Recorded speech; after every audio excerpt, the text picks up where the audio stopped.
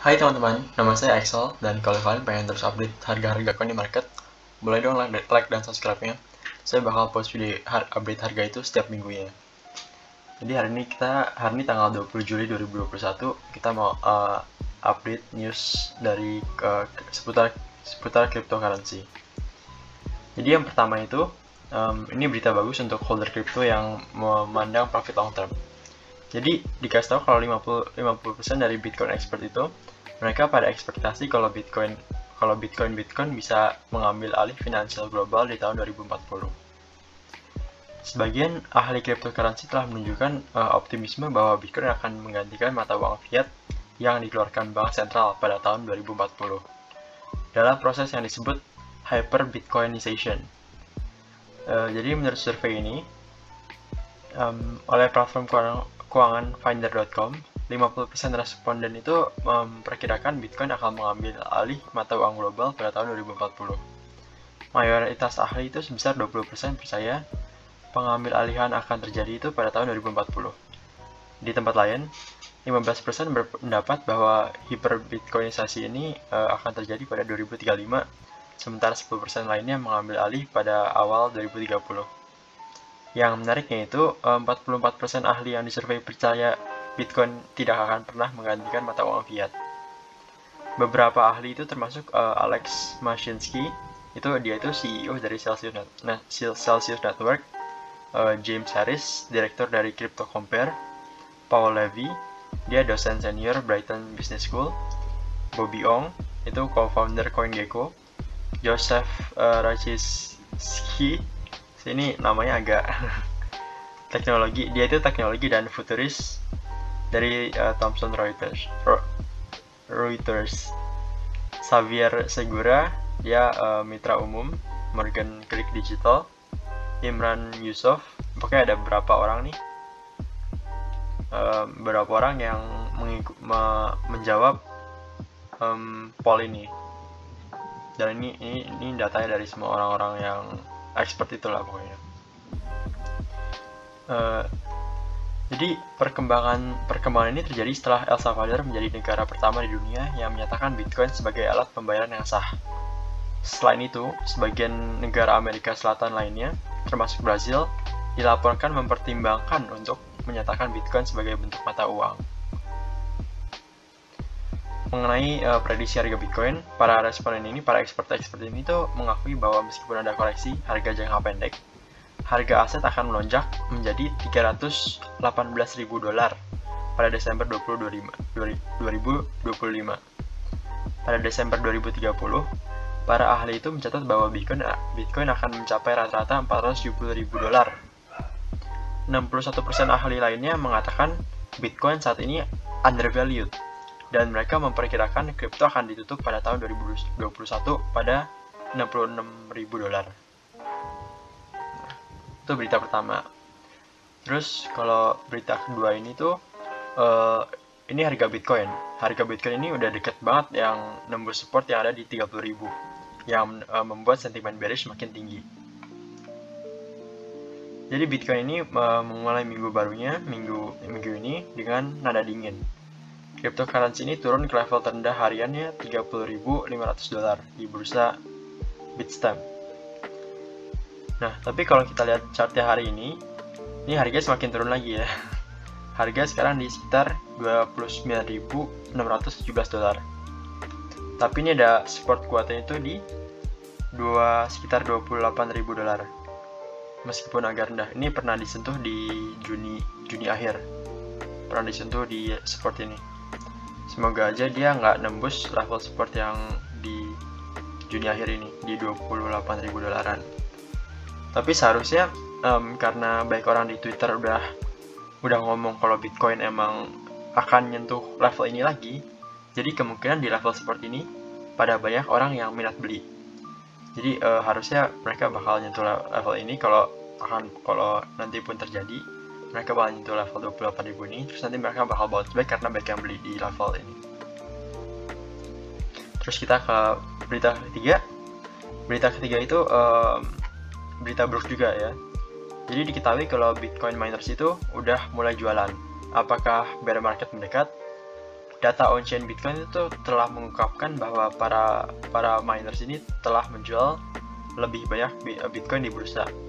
Ini adalah sebuah indikator yang bahwa bear market itu bisa menjadi yang terdepan.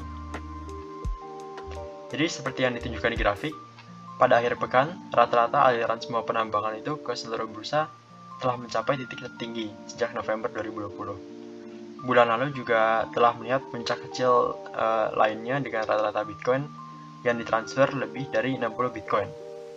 Puncaknya Sabtu ini hampir 100 koin besar. Ini puncaknya, hampir 100 koin.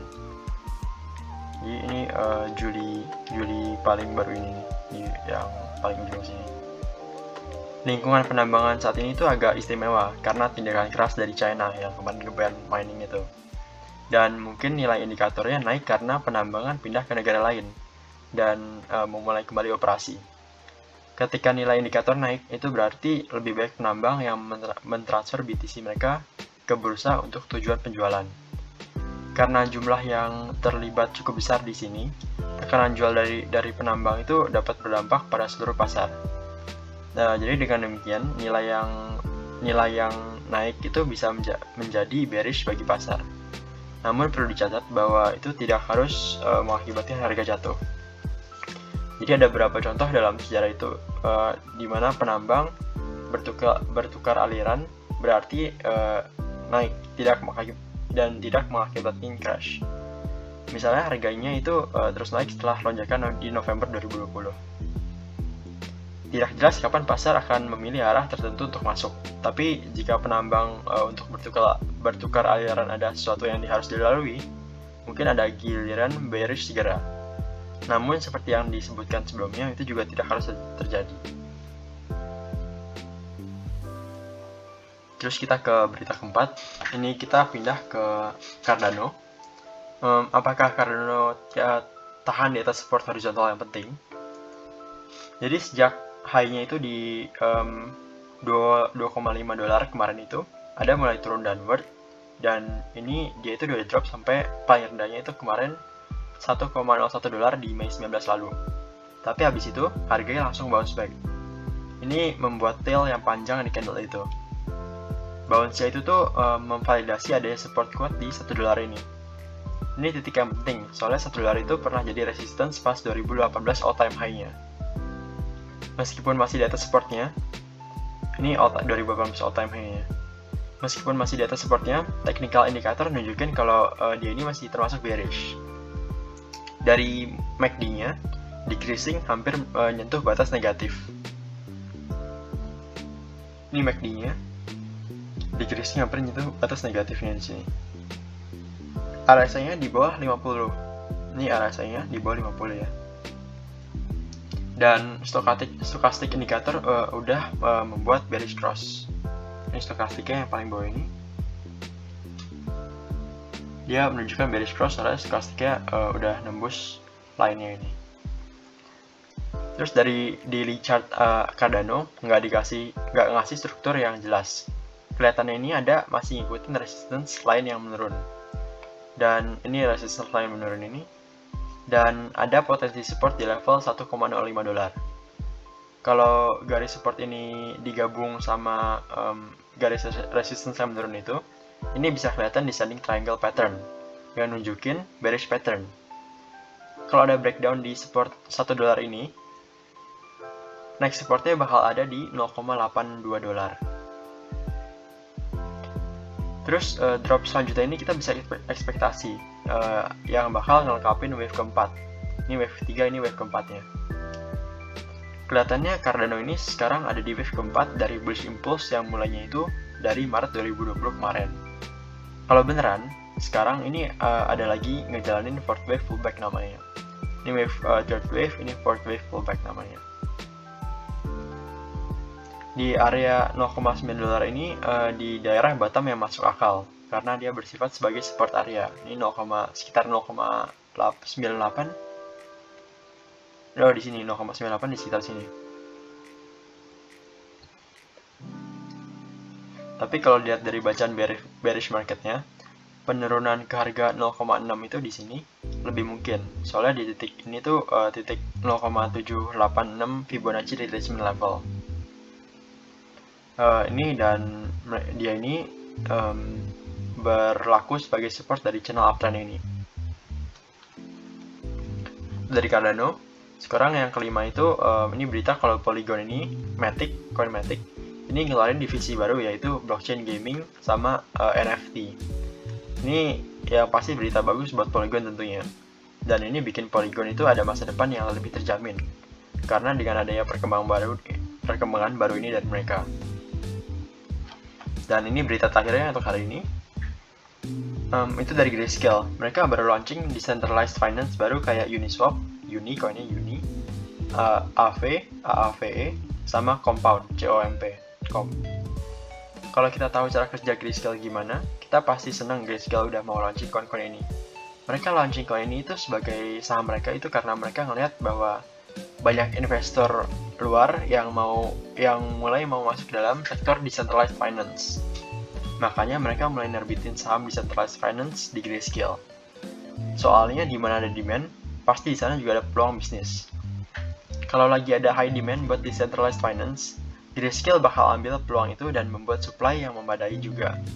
Ini berarti berita bagus buat semua coin yang dibeli Grayscale itu, yaitu Uni, AV, dan COM. Artinya ada investor luar yang memiliki demand untuk koin-koin tertentu ini. Jadi kemungkinan harga-harga 3 koin ini tuh bisa naik lebih tinggi lagi nanti. Jadi itu aja berita untuk hari ini. Kalau kalian pengen lihat berita fullnya, linknya bakal saya taruh di description di bawah ya.